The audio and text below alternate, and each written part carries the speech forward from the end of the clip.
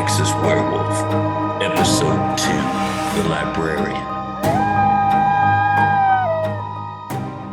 What a day. Right, here goes. Notes, Ridgevale, Texas, from 23rd of June, 2019, interviews and local archive visit. After several mundane interviews in the morning that proved pointless, as I expected, it was suggested that I try High Trees Farm further out of town, as odd things are reported to happen around that area. I wasn't expecting too much, but I traveled out to see what I could turn up. The only person around was Josiah Bates, who looked after the farmyard animals, chickens, goats, a couple of horses, the usual small farm stuff. He was engaging enough and willing to do a recorded interview, which I started, but there was a commotion coming from the animals. I turned to see what was causing the problem, and then I turned back and Josiah Bates was gone. Something spooked the animals badly. I mean, the two horses jumped the fence of the corral and came racing across the farmyard, almost flattened me. I jumped out of the way and fell and hit the ground. Not a bad fall, just in case you were wondering, Peter. More embarrassment than injury, but the strange thing is I was on the ground. I'm sure I heard a large dog in the yard, which maybe was the thing that spooked the horses, but I couldn't see anything. Josiah Bates didn't show up again, and the farmhouse seemed empty. At least no one answered when I called through the door. I returned to town and visited the local history archive at the library. Not very big, but the librarian was knowledgeable on local history and stories about the town, and she agreed to give an interview. And the interview is added to this file.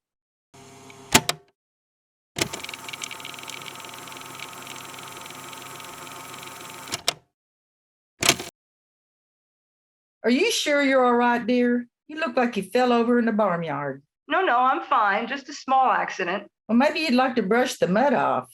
I have a clothes brush somewhere. No, thank you. I'm fine, honestly. Can we get started? Oh, yes, dear. It's exciting. So, Phyllis, how long have you been the local librarian? I've been in Ridgeville all my life. And the local librarian, well, since 1962. It's not a busy place, the library. Not here. It's quite light work, really. That is why I have time to run down to the local history archive, too. Well, you must be well versed in the local stories and history then. I surely have seen and heard a lot in my days. So what do you know about the farm out on the west side of town, Tall Trees Farm?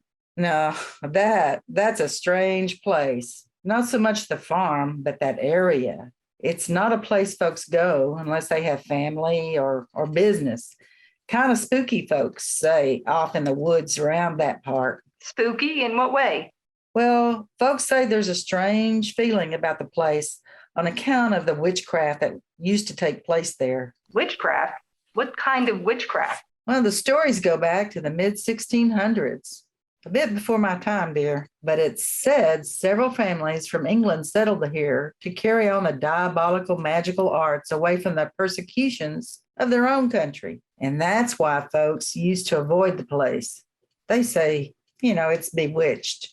So these families came from England and settled to farm in the area around Tall Trees Farm? That's right. According to the stories, they worked the land and they worked their magic to keep folks at bay and disease away from their crops and their cattle. The myth goes that they never suffered from droughts or pests or bad seasons in the way the rest of the folks around here did.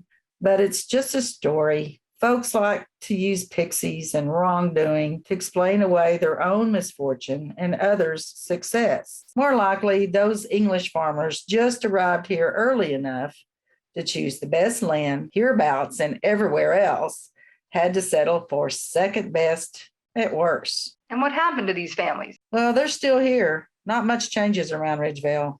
They carried on farming. Some of the names changed. I guess as the original families married, the links to the land, they're still here. Which are the families that came here originally? Yeah, there are several. Thornwise is one. They own a farm, a big piece of land beyond the wooded area you were in today. Then there are various members of the Beeson family. They have scattered around the area. They have several small farms, but are quite tight-knit as a clan. The Hobgifts, they own Fairy Mound Farm. The Elfenders, they're another. They have a lovely place bordering the fairy woods to the northwest of the town. Very nice people. A lot of fairy references here.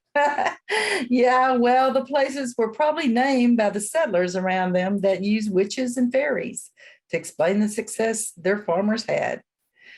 Oh, yeah, there was one more family, the Fagifts. They owned Tall Trees Farm.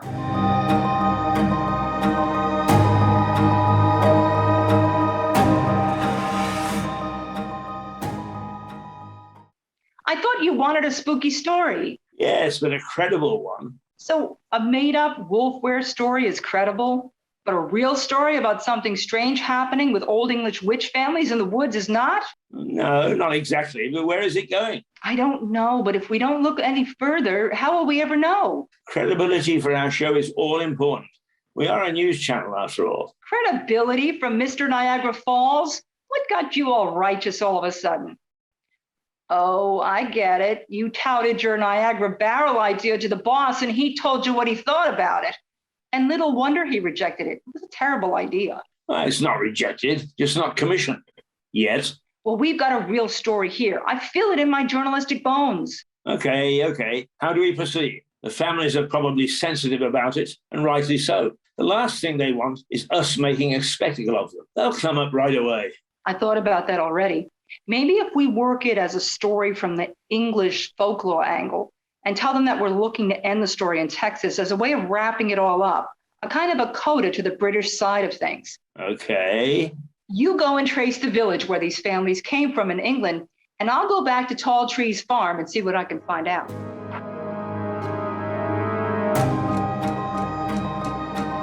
In The Texas Werewolf, Elsa was played by Melissa Conti. Peter was played by Keith Hayes. Edith was played by Denise Keena-Ross. Fanshaw was played by Lane Denney. Josiah Bates was played by Lane Denney. Phyllis was played by Martha Walters. Brandon was played by Stephen Catlin. Written by Mark Brett-Warburton. Produced by Shed to World Communications.